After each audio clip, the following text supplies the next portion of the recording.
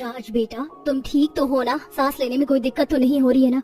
आप खड़े खड़े क्या देख रहे हैं? जल्दी से एम्बुलेंस को कॉल करिए, हमें राज को अस्पताल लेकर जाना होगा। यामिनी परेशान मत हो, राज अब ठीक है, उसे बस थोड़ी देर के लिए आराम करने दो। तुम चुप रहो, मेरे बेटे को मारने की कोशिश करके अब अच्छी बनने का नाटक कर रही हो। यामिनी तुम क्या कह रही हो? भला मैं राज को क्यों मारूंगी? राज मेरे बेटे जैसा है, मैंने तो उसकी क्या कहा मैंने? तुमने सुना नहीं? अब अपना मुंह बंद करो। मैं सोच भी नहीं सकती थी कि तुम गरीब लोग इतने नीचे गिर जाओगे। हमने तुम्हारा थोड़ा मजाक क्या उड़ाया, तुम मेरे बच्चे को मारने पर उतर आई। अब तो हम तुम्हें नहीं छोड़ेंगे, मैं अभी पुलिस को कॉल करती हूँ। क्या सच में स्वाति ने अपनी जलन के चलते यामिनी के बेटे राज को पानी के टब में डुबाकर मारने की कोशिश की थी या कोई और कारण था? आइए इसे जानने के लिए कहानी में थोड़ा पीछे चलते हैं। मेरे पापा तो इस बार होली के लिए नए कपड़े भी लेकर आए। पता है मेरी होली की शर्ट कितनी ज्यादा सुंदर है, उस पर बड़ा बड़ा हैप्पी होली लिखा है। अरे ये देखो, मेरे मम्मी पापा मेरे लिए मॉल से कल कितनी बढ़िया पिचकारी लेकर आए। इसमें पानी जल्दी खत्म भी नहीं होता और इसकी धार दूर तक जाती है। हम भी इस रविवार होली की शॉपिंग करने के लिए जाएंगे। मेरे पापा ने तो मुझे बड़ी वाली पिचकारी दिलाने का वादा किया है और साथ में ढेर सारे गुलाल भी। तुम सब मेरे घर आना, हम मिलकर होली खेलेंगे। होली को आने में मुश्किल से हफ्ता भर रह गया था। गली मोहल्ले और घरों में जोरों शोरों से होली की तैयारी चल रही थी। चिंटू और उमा दोनों भाई बहन स्कूल खत्म होने के बाद अपने घर आ रहे होते हैं कि तभी रास्ते में उन्हें ढेर सारी गुलाल, पिचकारी और होली पर पहने जाने वाले कपड़ों की दुकान दिखती है। राजू वो देखो, वहाँ पर कितनी सुंदर फ्रॉक है ना। मैं तो होली पर इस बार यही फ्रॉक पहनूंगी। उमा वो देखो, वहाँ पर कितनी बड़ी बड़ी पिचकारी है ना। मैं तो बाबा के साथ यहीं से पिचकारी ले जाऊंगा।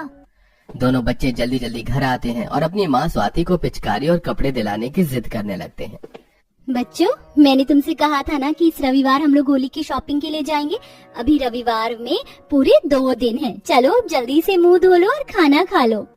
स्वाति और उसके दोनों बच्चे इसी आस में थे कि 2 दिन बाद वो होली के लिए सामान लेने जाएंगे, लेकिन उन्हें क्या पता था कि शायद इस साल की होली उनके नसीब में ही नहीं थी। साहब, मुझसे गलती हो गई। मेरा ध्यान आगे वाली गाड़ी पर था, साइड में भी गाड़ी खड़ी हुई है, इस पर से हट गया था। वरना आप ही बताइए, मैं इतने सालों से आपके यहाँ ड्राइवर की नौकरी कर रहा हूँ। आज से पहले कभी मैंने आपकी गाड़ी को हल्का सा धक्का भी नहीं लगने दिया है। मुझे उससे मतलब नहीं है, मुझे आज से मतलब है। तेरी वजह से मेरी लाखों की गाड़ी की क्या हालत हो गई है। अब तो ना तुझे इस महीने की सैलरी मिलेगी और ना ही तो यहाँ नौकरी करेगा। जा निकल जाए यहाँ से। नहीं साहब, मुझे काम से मत निकालिए। होली का त्योहार है, मेरी बीवी बच्चे आस लगाए बैठे हैं कि आज मैं तनख्वाह लेकर आऊंगा। भगवान के लिए मुझे माफ कर दीजिए। आप चाहे तो अगले महीने की तनख्वाह से मेरे पैसे काट लीजिएगा। अगले महीने की तनख्वाह से पैसे तो तब काटेंगे ना जब तू यहाँ काम करेगा। अखिलेश, बाहर निकालो इसे, मैं इसकी शक्ल भी नहीं देखना चाहती। हमारी इतनी महंगी सुंदर सी गाड़ी का क्या हाल कर दिया इसने। वो तो शुक्र मनाओ कि हम तुझे पुलिस के हवाले नहीं कर रहे हैं। यामिनी और आलोक मिलकर अखिलेश को काम से निकाल देते हैं। बेचारा अखिलेश उदास होकर घर लौटता है और अपनी बीवी बच्चों को सारी बात बताता है। इसका मतलब बाबा हम इस बार होली नहीं मनाएंगे। अपने बाबा को माफ कर देना। मैं तुमसे किया हुआ वादा पूरा नहीं कर सका स्वाति, तुम भी मुझे माफ कर दो। इसमें आपकी क्या गलती? हमने जानबूझकर थोड़ी ना ये सब किया है। ऐसे ही रात गुजरती है और नया दिन चढ़ता है। जैसे जैसे समय गुजर रहा था वैसे वैसे होली के दिन करीब आ रहे थे। आस पड़ोस के घरों में होली की तरह तरह की नमकीन और मिठाइयाँ बन रही थी। वहीं इस साल स्वाति के घर में चूल्हा तक नहीं जला था। इस बार हम सच में होली नहीं बनाएंगे। आपने तो कहा था कि अब हमारे लिए दही भल्ले, आलू पापड़ी, चाट और गुजिया बनाओगी। बाबा मुझे ढेर सारे गुलाल और बड़ी वाली पिचकारी भी दिला रहे थे ना। दोनों बच्चों की बात सुनकर स्वाति की आंखों में आंसू आ जाते हैं और वो उनसे एक शब्द भी नहीं कह पाती। अपनी माँ की आंखों में आंसू देख उमा और चिंटू भी सब समझ जाते हैं और उदास होकर आंगन में आकर बैठ जाते हैं। तभी आलोक और यामिनी का बेटा राज अपने कई दोस्तों के साथ उनके पास आता है। दरअसल इस अमीर और गरीब परिवार का घर आज पड़ोस में ही था, जिसके चलते ये अमीर परिवार गरीब परिवार को नीचे दिखाने का मौका नहीं छोड़ता। चिंटू, तू तो कहता था कि तू उस होली पर हमसे भी बड़ी पिचकारी लेकर आएगा, लेकिन तेरे हाथ में तो एक गुलाल का पैकेट भी नहीं है। ये क्या पिचकारी लेगा? मेरे पापा ने इसके पापा को कल काम से जो निकाल दिया। गरीब कहीं के। मेरे मम्मी पापा सही कहते हैं, इन गरीबों के पास कुछ नहीं होता, ये तो बस दिखावा करते हैं, दिखावा। बच्चों की बात सुनकर उमा और चिंटू को काफी दुख होता है और बेचारे वापस अपने घर में चले जाते हैं। 1 किलो आटा और इस बोतल में थोड़ा सा तेल दे दीजिएगा। क्या बात है बहन जी, होली सिर पर है और आप बस थोड़ा सा आटा और तेल खरीद रही हैं। अरे सुबह से मेरी दुकान पर ग्राहकों की लंबी लाइन लगी है, किसी को नारियल चाहिए, किसी को मैदा। आप इस बार होली पर पकवान नहीं बना रही हैं क्या? घर में बचे हुए थोड़े से पैसों से स्वाति हफ्ते भर चलाने लायक राशन ले रही थी, लेकिन दुकान वाले की बात सुनकर बेचारी उदास हो जाती है। तभी वहाँ यामिनी आती है। हैसियत होगी लेने की तो ये लोग लेंगे ना। जो तुम लोगों के साथ हुआ है ना, सही हुआ। तुम्हें क्या लगा किसी और का नुकसान करके तुम होली का त्योहार बना सकती हो? मेरे पति ने कहा ना कि उन्होंने जानबूझकर गाड़ी खराब नहीं की। अरे ट्रैफिक था, किसी से भी ये चीज हो सकती थी। अगर कल को तुम्हारे पति ये सब करते तो क्या तुम उन्हें भी घर से निकाल देती? मेरे पति को अपने उस निकम्मे पति से कंपेयर करने की कोई जरूरत नहीं है, समझी? तुम साइड हटो, मुझे सामान लेने दो। भैया इस बड़ी सी लिस्ट में जितना भी सामान लिखा है ना, सब दे दीजिएगा। वो क्या है ना, इस बार हम होली पर सभी मोहल्ले के लोगों के लिए बहुत बड़ी दावत कर रहे हैं, लेकिन कुछ लोगों को हम इनवाइट नहीं कर रहे हैं। समझदार को इशारा ही काफी है। यामिनी के ताने भरी बातें सुनकर स्वाति वहाँ से अपना आटा लेकर और तेल लेकर निकल जाती है। वहीं अखिलेश जब बाहर से काम ढूंढकर घर आता है तो देखता है कि उसके बेटे के हाथ में एक टूटी हुई पिचकारी है और बेटी के हाथ में गुब्बारे और गुलाल का पैकेट, जिसे देख, अरे तुम दोनों के पास ये सामान कहाँ से आया? बाबा आप आ गए? वो थोड़ी देर पहले यहाँ पे कुछ लोग होली खेल रहे थे ना, तो उनमें से ही किसी के एक गुलाल का पैकेट गिर गया था। ज्यादा नहीं, थोड़ी सी गुलाल है, होली के दिन आपस में एक दूसरे को लगाएंगे। और देखिए ना, मेरे पास तो 4-5 गुब्बारे भी है, इससे भी हम होली खेल सकते हैं। बाबा ये पिचकारी तो मुझे कबाड़ी के ठेले पर मिली, अच्छी है ना? यहाँ से थोड़ी सी टूटी हुई है पर कोई बात नहीं, मैं यहाँ टेप लगा लूंगा। अपने दोनों मासूम बच्चों की बात सुनकर अखिलेश की आंखों में आंसू आ जाते हैं। दोनों बच्चों को उस टूटी पिचकारी और थोड़े से गुलाल के साथ देखकर तो काफी दुख हुआ। कितना बेबस हो गया हूँ मैं, अपने बच्चों के लिए कुछ कर भी नहीं पा रहा। क्या हुआ, हम होली नहीं मना सकते? तो एक काम करती हूँ, मैं होली के दिन गुलगुले बना देती हूँ। आटा तो घर में ही है और गुड़ भी रखा हुआ है, साथ में चीनी नमक का शरबत। कम से कम होली के दिन चूल्हा तो जले। 2 दिन और गुजरते हैं और आज होली का दिन होता है। स्वाति ने घर में आटे के गुलगुले और चीनी नमक का शरबत बनाया था। जहाँ सभी आस पड़ोस और उस अमीर परिवार के घर में होली के स्वादिष्ट पकवान बने थे, वहीं परिवार आटे के गुलगुले और चीनी नमक का शरबत से खुश था और इस थोड़े से गुलाल को ही सब एक दूसरे के चेहरे पर लगा देते हैं। वहीं दूसरी तरफ यामिनी का बेटा राज अपने दोस्तों के साथ होली खेल रहा था कि तभी उसके दोनों दोस्त उसे टब में धक्का दे देते हैं। राज की अस्थमा की प्रॉब्लम थी, इसलिए उसे बार बार सांस लेने में दिक्कत हो रही थी।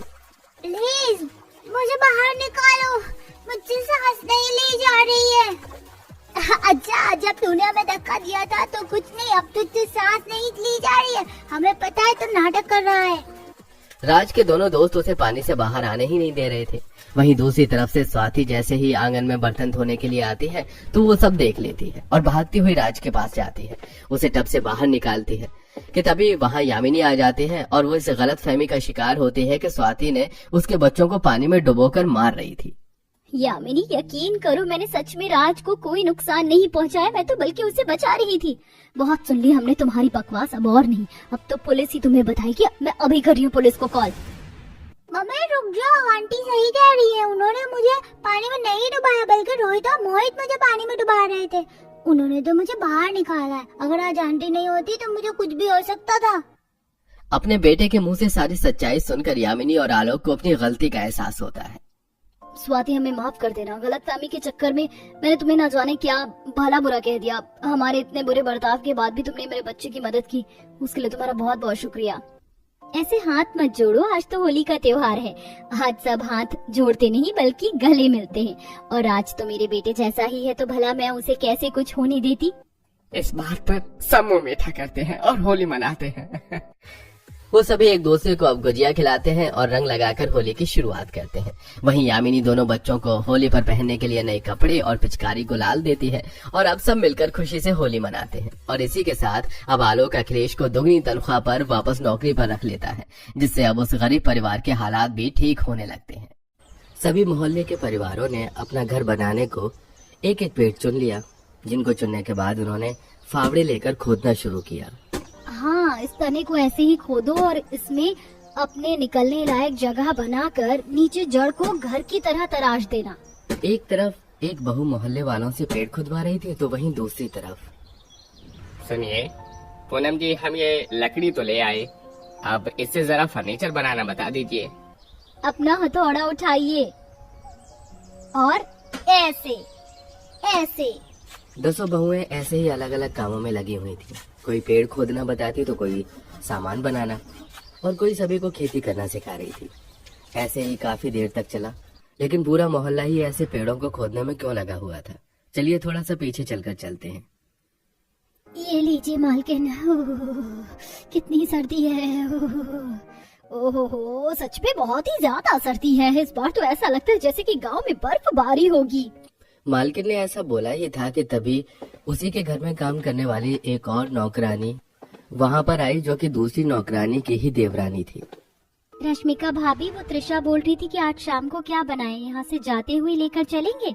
अरे तारा सुनो, तुम सब ये काम करो, आज तुम 10 बहू जल्दी अपने घर काम से लौट जाओ। आज सर्दी बहुत है, ऐसे में ज्यादा रात को जाओगी तो और सर्दी लगेगी। मालकिन ने ऐसे बोलकर 10 की 10 बहुओं को आज जल्दी काम से घर को भेज दिया। रश्मिका, तारा, दिव्या, त्रिशा, माधुरी, सुलेखा, रिधिमा, पूनम, किरण और गौरी 10 एक ही गरीब परिवार की बहुएं थी, जो गांव के मुखिया के घर में काम करती थी। सर्दी बहुत ज्यादा थी और ऐसे में मोहल्ले में रहने वाले हर अमीर और गरीब इंसान की सर्दी से हालत खराब थी।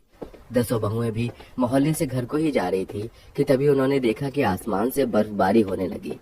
अरे नहीं भाभी, जरा देखिए बर्फ गिर रही है, जल्दी करो। ये बर्फबारी कब तूफान में बदल जाए कोई नहीं जानता। जल्दी जल्दी से घर चलो, माँ जी वैसे भी अकेली हैं।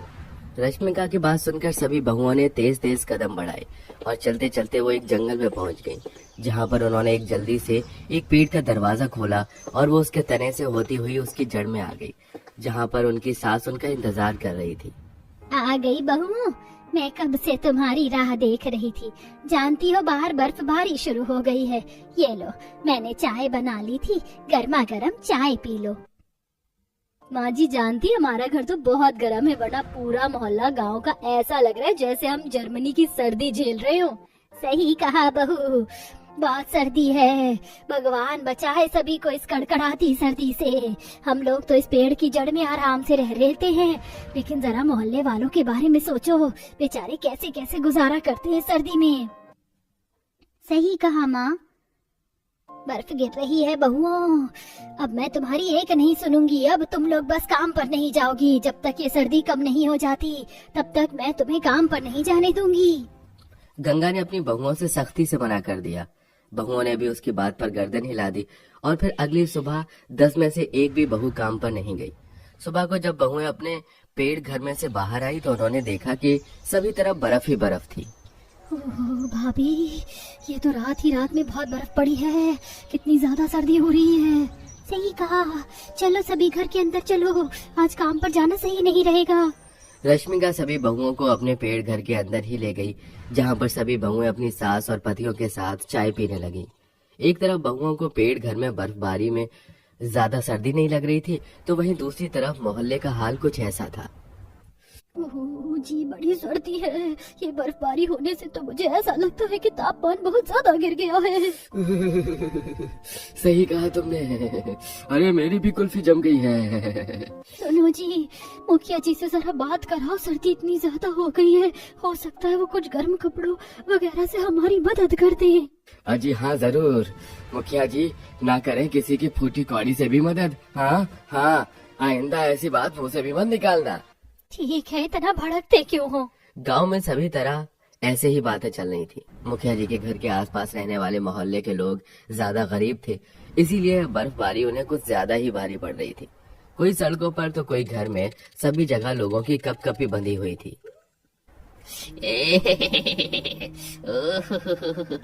हे भगवान, अरे बहुत सर्दी है।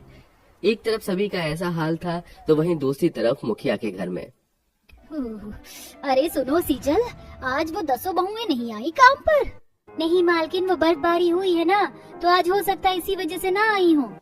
सेजल ने ऐसे बोलकर बात को खत्म कर दिया। आज सारा दिन मोहल्ले में ऐसे ही सर्दी का माहौल रहा और ऐसे ही फिर आज की शाम भी बर्फबारी हुई और लगातार ऐसी बर्फबारी लगभग 4 से 5 दिनों तक होती रही।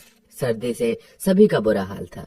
मुखिया की पत्नी को भी खुद ही घर का काम करना पड़ रहा था, क्योंकि उसकी 10 नौकरानियां काम पर नहीं आ रही थी। इसीलिए एक दिन, सुनो तुम दोनों, वो जो 10 बहुएं आती थी ना काम पर, उनके घर जाओ और पता लगाओ कि वो आजकल क्यों काम पर नहीं आ रही हैं। जी मालकिन। मुखिया की पत्नी की बात सुनकर दो आदमी 10 बहुओं का पता निकालने को उनका घर ढूंढने लगे और ढूंढते ढूंढते वो दोनों उसी जंगल में पहुंच गए जहां बहुओं का घर था। अरे भैया, कहाँ रहती हैं वो 10 बहुएं? कुछ पता है तुम्हें? अरे नहीं रे बाबा। कितनी सर्दी है। अरे इस जंगल में वैसे वो कहाँ ही रहती होंगी, इतनी सर्दी और बर्फ में तो अच्छे अच्छे जमकर मर जाएं। लेकिन चलो फिर भी आवाज देकर देखते हैं। अरे बहनों, अरे हमारी 10 की 10 बहनों कहाँ हो? बहनों। दोनों आदमी ऐसे ही आवाज लगाने लगे कि तभी जड़ में बने घर से 10 बहुएं निकल आईं, जिन्हें पेड़ के अंदर से निकलता देख दोनों आदमी चौंक गए। अरे बहना, ये तुम कहाँ से निकल कर आई? अरे भैया ये सब छोड़ो, पहले आप दोनों अंदर आ जाओ, बाहर बहुत सर्दी है। 10 बहुएं उन आदमियों को घर के अंदर ले गईं, जहां उन्होंने उन्हें मुखिया जी की पत्नी का संदेश दिया और उन्हें चाय पीने को दी। चाय वगैरह पीने के बाद, अरे बहना, ये पेड़ की जड़ वाला घर तो बड़ा ही गर्मा गर्म है। बाहर पानी बरस रहा है और अंदर गर्मी। कहाँ से आया ये आइडिया? बस भैया, सर्दी ने जब जान सताई तो खुद ही खुद सद्बुद्धि आई। ऐसे ही 10 बहुओं ने काफी देर उन आदमियों से बात की और फिर वो दोनों वहाँ से आ गए। बर्फबारी और ठंड से सारा मोहल्ला परेशान था। जब वो दोनों आदमी अपने मोहल्ले में आए तो उन्हें बहुत ज्यादा सर्दी लगी और उन्होंने गरीब बहुओं का जुगाड़ सभी मोहल्ले वालों को बता दिया। अरे भैया, अगर ऐसा है वो बहुएं ठंड की वजह से पेड़ की जड़ में ही रह रही है, तो चलो हम भी ऐसे ही रह लेते हैं। अरे सही कहा, इतनी ज्यादा सर्दी है, हम सभी पूरा मोहल्ला भी चलो पेड़ों की जड़ों में ही रहने चलते हैं। सभी ने उन बहुओं की ही तरह रहने का मन बना लिया और सभी गरीब मोहल्ले वाले ठंड से बचने को जंगल में ही आ गए और 10 बहुओं से फरियाद करने लगे कि वो उनका भी ऐसा ही घर बनवा दें। ठीक है, हम समझते हैं जैसे हमें सर्दी लगती है वैसे ही सभी को भी लगती होगी। हम आप सभी का घर भी बनवा देंगे। रश्मिका की बात सुनकर सभी मोहल्ले वाले खुश हो गए और सभी मोहल्ले के परिवारों ने अपना घर बनाने को एक एक पेड़ चुन लिया, जिसको चुनने के बाद उन्होंने फावड़े लेकर खोदना शुरू किया। हाँ, इस तने को ऐसे खोदो और इसमें अपने निकलने लायक जगह बनाकर नीचे जड़ को घर की तरह तराश देना। एक तरफ एक बहू मोहल्ले वालों से पेड़ खुदवा रही थी तो वही दूसरी तरफ, सुनिए पूनम जी, हम ये लकड़ी तो ले आए, अब इससे जरा फर्नीचर बनाना बता दीजिए। अपना हथौड़ा उठाइए और ऐसे ऐसे। 10 बहुएं ऐसे ही अलग अलग कामों में लगी हुई थी। कोई पेड़ खोदना बताती तो कोई सामान बनाना और कोई सभी को खेती करना सिखा रही थी। ऐसे ही काफी देर तक चला। हालांकि सर्दी काफी ज्यादा थी, लेकिन काम में लगकर सभी की सर्दी दूर हो गई और शाम होते होते लगभग 10 से 12 पेड़ों में पूरे मोहल्ले वालों के घर बन गए। अरे बहनों और भाइयों, आपका बहुत बहुत शुक्रिया। अगर आप लोग न होते तो हम मोहल्ले वाले तो सर्दी से ठिठुर ठिठुर कर ही मर जाते। अरे नहीं नहीं, ऐसे मत बोलिए, मुसीबत में एक इंसान ही दूसरे के काम आता है। अच्छा, शाम हो रही है, ऐसा लगता है कि दोबारा बर्फ गिरेगी। आप सभी अपने अपने घरों में चले जाइए, कल सुबह को फिर हम आगे कर जुगाड़ करेंगे। माधुरी के पति की बात सुनकर सभी मोहल्ले वाले अपने अपने पेड़ घर में चले गए। कोई पेड़ मिश्रा जी का घर बन गया था तो कोई शर्मा जी का, लेकिन सभी लोगों के पेड़ घर देखने और दिखाने के लायक थे। सभी के घरों में घुस जाने के बाद बर्फबारी शुरू हो गई, जो कि सारी रात हुई। अरे देखो, बाहर बर्फबारी हो रही है, लेकिन इस घर में तो सर्दी का पता भी नहीं है। अरे भला हो इन 10 बहुओं का, वरना जरा गुजरे हुए 4 दिन सोचो कितने मुश्किल थे। सभी मन ही मन 10 बहुओं का शुक्रिया अदा करने लगे। अगले दिन बर्फ की वजह से कोई भी घरों से बाहर नहीं आया। शाम के वक्त सभी निकले और उन्होंने अपने घरों के बाहर बैठकर साथ साथ चाय पी।